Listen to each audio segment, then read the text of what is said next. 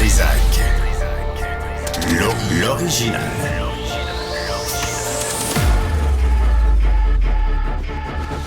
Du Trizac. Votre plaisir coupable.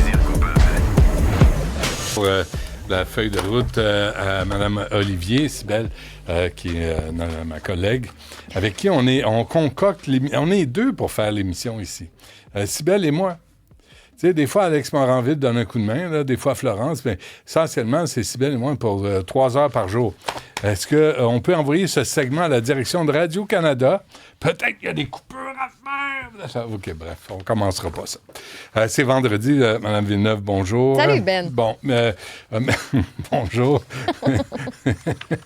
Tu sais que dans l'évolution de la popularité, là, entre guillemets, là, oui. niaiseuse, à un moment donné, c'était Ben, c'était Benoît, c'était Dutrizac, c'était Monsieur Dutrizac. Là, je suis rendu à Monsieur Dutrizac, parce que je suis un vieux monsieur avec une mauvaise moumoute, mais il y a eu comme une progression, tu sais, dans la hiérarchie du respect.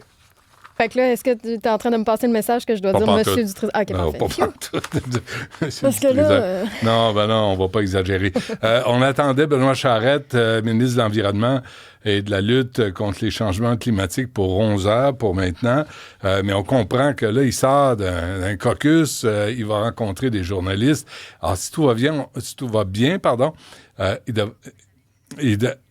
avec la ville de Blainville. Alors, tu sais, on va probablement avoir M. Charette après la rencontre, donc ça va être encore plus... on va avoir plus d'informations de la situation de Stablex, parce qu'on ne peut pas laisser aller ce dossier-là. Là. Tu sais, faut...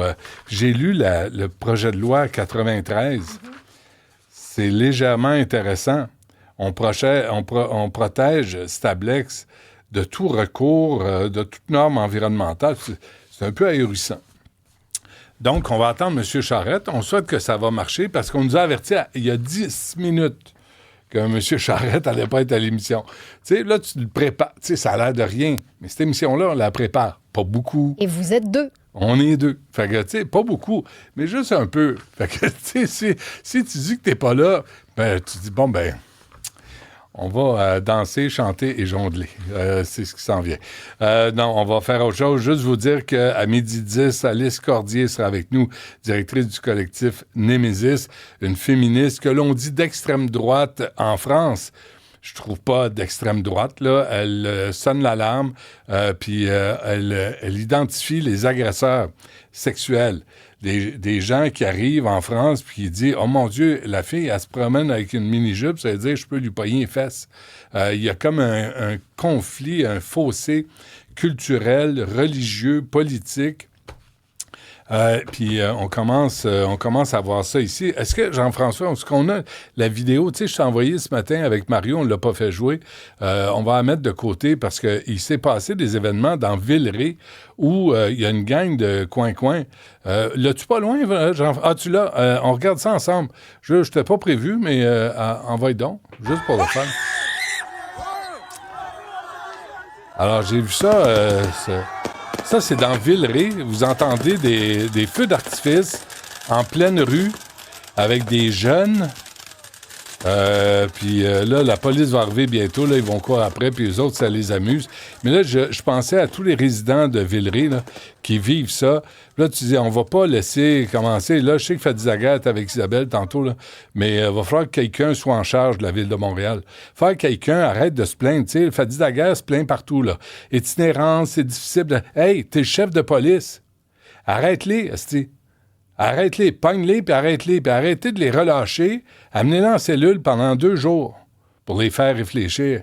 Mais là, il faudrait que Fadi Zaga arrête de se plaindre, puis dire, ben c'est de la faute au fédéral, de la faute... Non! Soyez des policiers, des policières, puis arrêtez-les. Puis mettez de l'ordre à Montréal. Si la mairesse, elle, est trop woke pour dire, ben c'est non la violence, ben laisse faire, fais ta job de policier. Et là, il faudrait que Fadi Zaga arrête de se plaindre dans les médias, partout. Ben c'est pas facile. On le sait. Mais maintenant, fais ta job. Puis quand on voit ça dans Villeray, puis les jeunes rient, puis ils se moquent de ce qui se passe à Montréal, quand on voit l'état de la ville, quand on voit des prières de rue, encore avant-hier, dans le centre-ville, puis il n'y en a pas un qui dit hey, « là, ça va faire ». Puis moi, je dis « prière de rue, tu fermes une mosquée. Parce qu'elle ne sert pas ta mosquée. Là. Il y en a. Si tu veux prier, va à ta mosquée. » Puis interdire ça. Là, on s'en vient. Là, tu as la laïcité qui fait son chemin. M. Robert va s'en occuper. M. Drainville s'en occupe. Une chance. Parce que Québec solidaire, eux autres, ils couchent avec les islamistes. On le sait. Puis le Parti libéral, il cherche le vote communautariste au maximum. Alors, il reste le Parti québécois, puis on le sait, c'est des racistes, des xénophobes, des islamophobes. Ils se sont fait accuser de tous les maux. Puis là, c'est ce qu'on fait avec la CAQ. Bref, vers midi, on aura Alice Cordier. Puis Simon Dubé, vers 1h05, 1h moins 5, vu que c'est vendredi, c'est est-ce qu'on peut vraiment tomber amoureux d'un chum virtuel avec l'intelligence artificielle? Et j'ai entendu un balado du New York Times.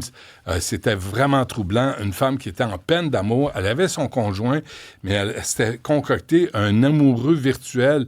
Puis la technologie, à un moment donné, les données s'arrêtaient, puis là, il fallait qu'elle recommence à recréer le même amoureux virtuel qui la réconfortait, puis elle était en peine d'amour parce que là, elle l'avait perdu. Quelque chose, donc on va revenir là-dessus. On va aller voir Antoine Robitaille qui est avec nous pour nous aider, heureusement. Antoine, bonjour. Salut, Benoît. Merci d'être là. On peut comprendre, tu sais, Benoît Charette était prévu à 11h pour l'entrevue sur Stablex. Là, il est en meeting avec la ville de Blainville. Alors, merci de changer l'horaire pour nous accommoder. C'est apprécié. Un mot sur Mark Carney. Tu as vu qu'il y a un gars qui s'appelle... Comment il s'appelle? Merde. Mark Wiseman. Mark Wiseman, là, c'est un des cofondateurs du Century Initiative, l'initiative du siècle, qui veut 100 millions de Canadiens d'ici 2100.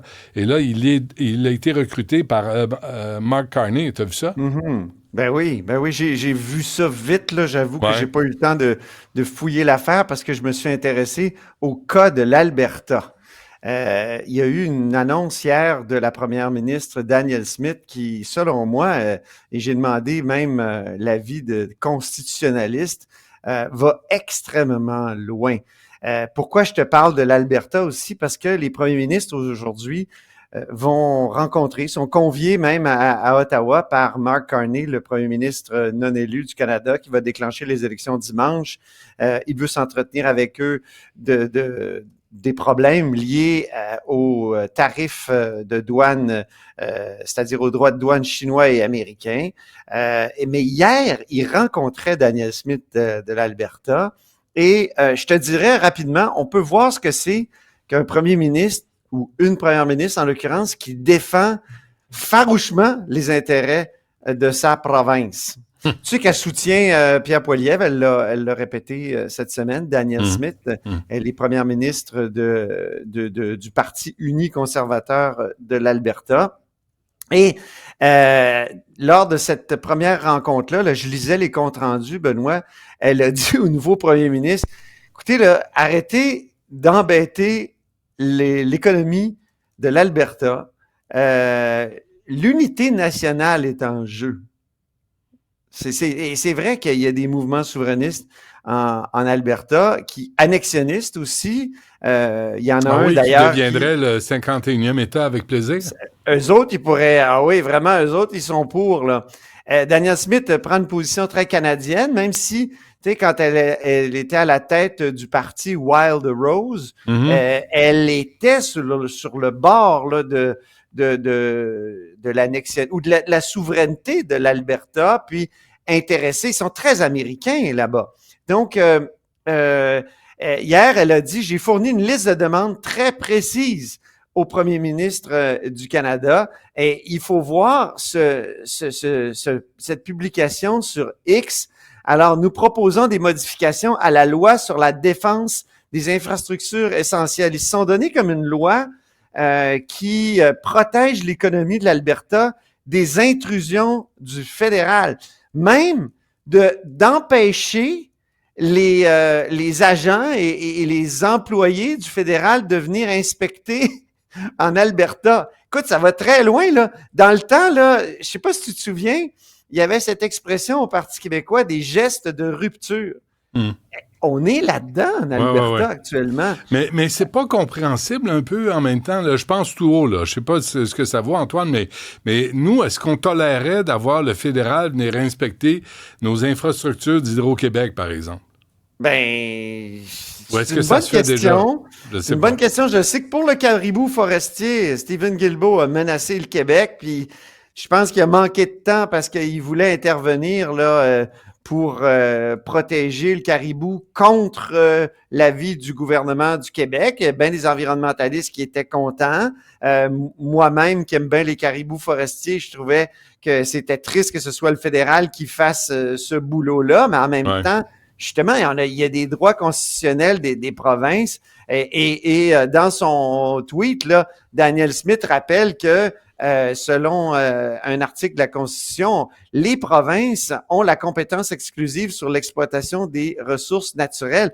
Écoute, elle a dit à Mark Carney, écoutez, là, les frontières, là, on va les sécuriser, on va inscrire dans la loi, qui est une espèce de loi de quasi-souveraineté de l'Alberta. On va sécuriser une zone de 2 km de profondeur pour prévenir les perturbations à la frontière canado-américaine. Elle a présenté ça comme un avertissement aux libéraux de Carney, au gouvernement fédéral. L'Alberta ne reculera pas. J'ai hâte de voir là, ce qu'elle va dire aujourd'hui à la rencontre avec Carney, mais c'est sûr que c'est peut-être celle qui est le plus en avant dans la défense des intérêts de sa province. On n'a pas beaucoup entendu François Legault là-dessus, qui préfère, je pense actuellement, la jouer plus calme et plus comment dire négocier derrière des portes closes. Il est en retrait vraiment. Mais tu trouves pas ça bizarre? Moi, je trouve que Carney aurait dû faire ça à son arrivée, quand il a été intronisé là, par quelques libéraux, une dizaine de milliers de libéraux. Mais ça, il aurait dû rencontrer le premier ministre pour des provinces qui ont été élues en bonne et due forme, au contraire de lui. Et après, aller se promener, voir ses petits amis mondialistes, Macron et Starmer, en Grande-Bretagne. Mais d'abord, d'abord être ici. Mais on dirait que ça ne l'intéresse pas. Là, il commence souvent par l'international. Hein? Il a commencé par donner des entrevues à Jon Stewart. Puis, oui. Non, après ça, il a donné des entrevues au Québec, au Canada, parce qu'au Québec, il n'en a vraiment pas donné beaucoup encore. Mais il y a vraiment à partir de dimanche, il n'y aura pas le choix. Là. mais son syndrome du banquier, là, d'être assis au bout de la table, puis d'avoir tous ses valets autour de lui qui lui disent oui tout le temps, puis qui essaient de lui plaire tout le temps. Là, tu as des journalistes qui veulent des réponses à des questions bien simples. Puis il est vexé dès qu'on le contredit un petit peu. Là. Il est précieux, M. Carney. C'est vraiment un de ses tendons d'Achille. Ah oui, on va le voir. Hein. Je trouve, moi, il va falloir qu'il fasse attention. Même dans certaines entrevues que j'ai pu écouter en ligne, il dit, moi, je comprends comment fonctionne le monde. Et puis, moi, je comprends comment fonctionne le monde. Mais pas toi. Toi, tu es un imbécile et moi aussi. C'est ce que ça veut dire. Je comprends que quand on se présente pour être premier ministre, il faut se vanter. Les gens trop humbles, ils n'ont pas de succès en politique ou trop modestes. Peut-être, hein? Mais tu peux démontrer aussi. Tu peux démontrer ta compétence. On est en démocratie. Tout le monde ensemble, on prend une décision, tout le monde ensemble. C'est sûr que quand on regarde ce qu'il y a comme espèce de monstre d'orgueil au sud de la frontière, on se dit, ça a marché. Laissez-le donc tranquille, le pauvre homme. Mon Dieu. Je veux vraiment partir là-dessus. Le projet de loi sur la laïcité, la réaction, moi, je trouve ça parfait. Là, la CAQ a dit, là, on trace la ligne. Parce que tu peux pas négocier avec des crinqués religieux. On va leur dire ce qui est permis, ce qui ne l'est pas. Fin de l'histoire. Pas beaucoup de réactions jusqu'à maintenant, même si dans son point de presse, Bernard Drinville a dit « Je suis conscient que le projet de loi va déranger, mais honnêtement, on ne peut pas rester les bras croisés. » Et jusqu'à maintenant, là, peu de réactions. Moi, je pense que c'est à cause de l'actualité brûlante américaine tout le temps. Tu dis il faut laisser Donald de côté, mais il nous laisse pas beaucoup de côté. Lui, il n'arrête pas d'intervenir. Puis deuxièmement, les élections fédérales, mais écoute, comme je te le disais hier, quand je faisais ma chronique en direct de ma boîte téléphonique patrimoniale, resserrement majeur pour la laïcité dans les écoles. Les élèves vont devoir avoir le visage à découvert. Interdiction du port des signes religieux. Il y a plusieurs pans de la loi aussi qui sont mis à l'abri de contestation par l'usage des dispositions de dérogation. Et ça, puis on parle en français dans les écoles. Qui a réagi, c'est Québec solidaire qui a dit c'est grave, on va attenter à des droits individuels. Ça, Zanetti dans un c'est ses amis islamistes là, qui ont écrit son communiqué de presse. Ça, Zanetti. Là, il y a Mélanie D'ailleurs, je Hubert, me pose la question, moi, tu sais, j'entendais Gabriel Nadeau-Dubois hier dire « Je suis un indépendantiste farouche ». Mais c'est un indépendantisme un peu sans nation. Tu sais, comme il y a aujourd'hui un féminisme sans femmes. Oui. As-tu remarqué? C'est bon, ça. C'est bon, ça. C'est Sophie Durocher qui l'a bien montré dans son livre, tu sais. Un féminisme sans femmes. Tu sais, faut pas trop parler des femmes parce qu'attention, c'est pas binaire, cette affaire-là. Non, bon. C'est ça. Les femmes doivent s'effacer.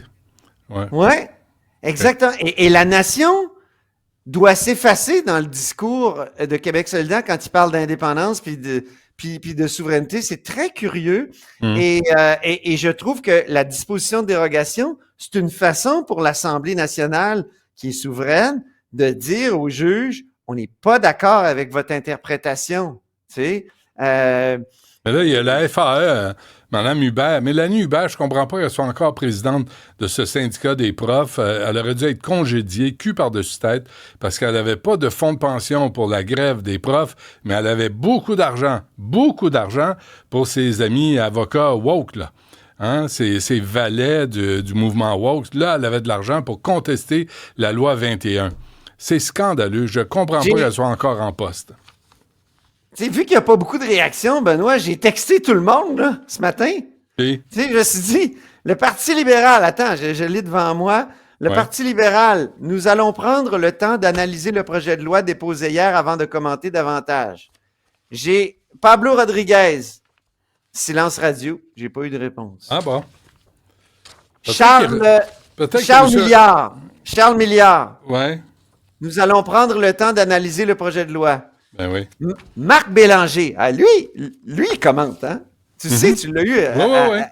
Drainville fait fausse route avec sa justification en parlant de la laïcité de l'État pour justifier ses mesures. Le but, ce n'est pas la laïcité, de la laïcité, je ne comprends pas trop, des gens, car le vrai problème, ce n'est pas les signes religieux, mais le discours religieux que pourraient tenir les enseignants. Ben non.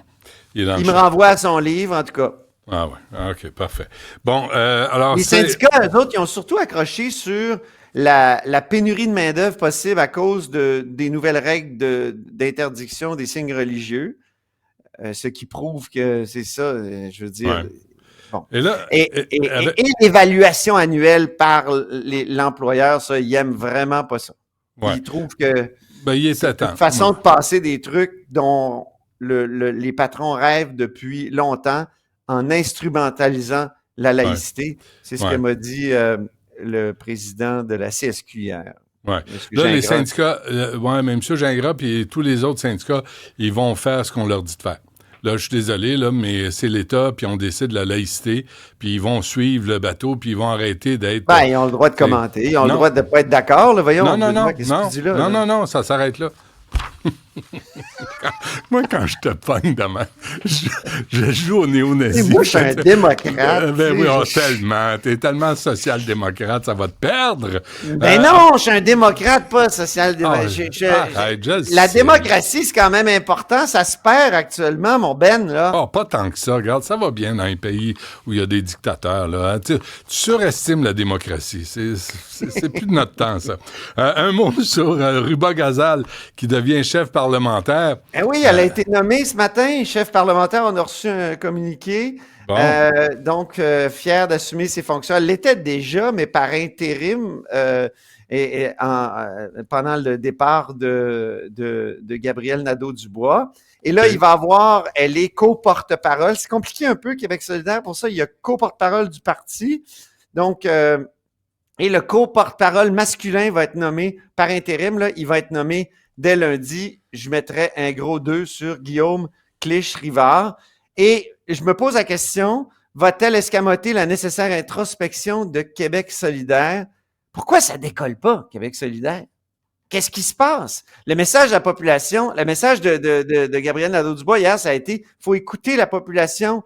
Quand on rencontre du monde au Tim Hortons, a-t-il dit, dans la rue, faut écouter la population. Or, mardi, lendemain d'une méchante dégelée pour Québec solidaire, 4% dans Terrebonne, écoutons ce que Ruba Gazal a dit à la question, ben là, qu'est-ce que ça change?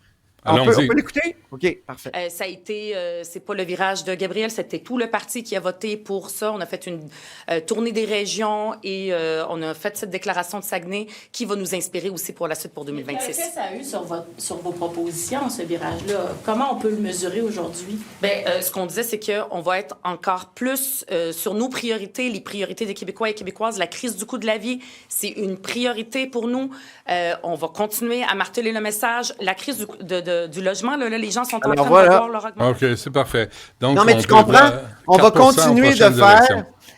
continuer de faire ce qu'on faisait et on va garder... Tu sais, la crise du logement, je veux juste finir là-dessus, Benoît. La crise du logement, c'est super important.